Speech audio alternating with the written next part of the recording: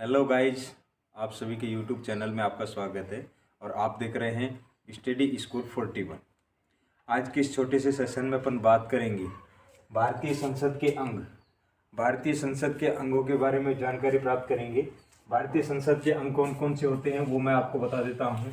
3 अंग होते हैं भारतीय संसद के। 3 अंग होते हैं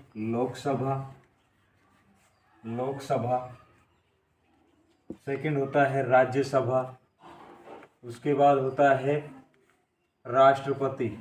लोकसभा, राज्यसभा और राष्ट्रपति।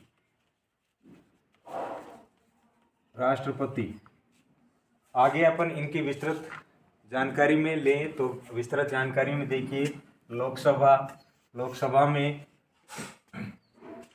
को कहा जाता है निम्न सदन। लोकसभा को निम्न सदन भी कहा जाता है। और लोकसभा को क्या कहा जाता है? निम्न सदन के साथ साथ इसको प्रथम सदन भी कहा जाता है। प्रथम सदन भी इसको कहा जाता है। इसके सदस्यों की संख्या की बात करें तो सदस्य संख्या होती है 543 प्लस 2, यानी टोटल होती है 545। अब आप पूछोगे कि भाई आपने ये 2 अलग क्यों लिखा? इस 2 का कारण है ये 2 सदस्य राष्ट्रपति अपनी तरफ से मनोनीत करता है लोकसभा के अंदर। जब बाकी जो 543 सदस्य हैं वो लोकसभा के अंदर विभिन्न संसदीय क्षेत्रों से चुनकर आते हैं। तो इस तरह टोटल सदस्य संख्या होती है 545। यदि इनकी अपन बात करें कार्यकाल की तो इनका कार्यकाल होता है 5 वर्ष, अधिकतम 5 वर्ष होता है। अगर बीच में लोकसभा भंग हो जाती है तो इनका कार्यकाल समाप्ति हो सकता है। यदि 5 वर्ष इनका कार्यकाल होता है, अधिकतम कार्यकाल होता है 5 वर्ष। इधर की अपन बात कर लेते हैं राज्यसभा की। राज्यसभा होता है उच्च सदन भी इसको कहा जाता है। दूसरा द्वितीय सदन भी इसको कहा जाता है राज्यसभा को। इसके कार्यकाल की बात करें तो इसका कार्यकाल होता है, इसके सदस्यों का जो कार्यकाल होता है वो होता है 6 वर्ष होता है। जबकि लोकसभा का कार्यकाल होता है सदस्यों का 5 वर्ष और ये चुने जाते हैं 6 वर्ष के लिए। यहाँ तक हो गया क्लियर। अब इसके सदस्यों की बात कर लेते हैं। सदस्यों में होता है इनका 233 प्लस 12, यानी टोटल हो गया 245 सदस्य होते हैं। अगर बात करें वर्तमान में तो है ये सदस्य संख्या, लेकिन लोकसभा में अधिकतम सदस्य संख्या 552 तक हो सकती है, जबकि राज्यसभा में अधिकतम 250 हो सकती है। लेकिन वर्तमान में ये स्थिति है।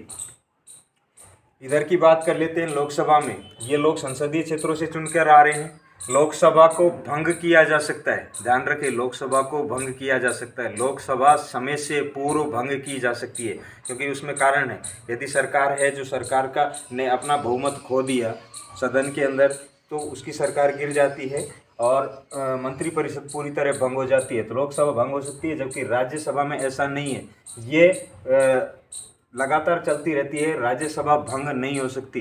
लोकसभा भंग हो सकती है लेकिन राज्यसभा नहीं हो सकती, क्योंकि इसमें एक कंडीशन है कि इसके 1/3 सदस्य प्रत्येक 2 वर्ष में बदल जाते हैं, अर्थात रिटायर्ड हो जाते हैं। कार्यकाल 6 वर्ष है, लेकिन प्रत्येक 1/3 सदस्य 2 वर्ष के बाद रिटायर्ड हो जाते हैं। ये तो हो गई यहाँ तक की बात। अब अपन राष्ट्रपति की बात कर लेते हैं। राष्ट्रपति का कार्यकाल होता है 5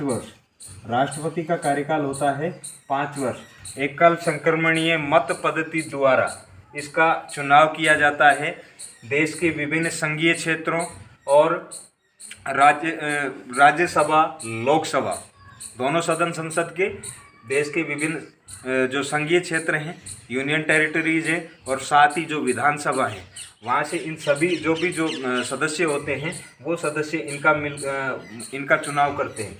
इधर फ्रेंड्स कुछ छोटी सी बातें रह गई थी तो वो मैं आपको बता देता हूँ। इधर मैंने जो 12 लिखा है, राष्ट्रपति मनोनीत करता है राज्यसभा में 12, जबकि लोकसभा में 2 करता है, इसमें 12 करता है। इसका कारण क्या है कि ये होते हैं कला, साहित्य, विज्ञान के क्षेत्र में जिन्होंने उत्कृष्ट कार्य किया है। राष्ट्रपति महोदय उनका उन व्यक्तियों का मनोनयन करता है। जबकि इधर जो 2 है, ये 2 कौन से हैं? ये 2 वो सदस्य हैं आंग्ल भारतीय जो सदस्य होते हैं उनका चयन किया जाता है लोकसभा में राष्ट्रपति के द्वारा। जबकि यहाँ तक की बात हो गई। उसके बाद इधर अपन बात करें, ये लोग तो संसदीय क्षेत्रों से चुन के आ रहे हैं लोकसभा वाले, जबकि राज्यसभा के जो सदस्य होते हैं वो विभिन्न संघीय क्षेत्रों, देश के विभिन्न संघीय क्षेत्रों, यूनियन टेरिटरीज और साथ ही जो राज्य की विधानमंडल है उसमें विधान सभा भी होगी और विधान परिषद भी होगी। इन सभी में से ये लोग चुनकर आते हैं। आज की वीडियो में इतना ही। मिलते हैं नेक्स्ट वीडियो के साथ। अगर आप मेरे चैनल पर नए हैं तो सब्सक्राइब करना नहीं भूलें। तब तक के लिए नमस्कार।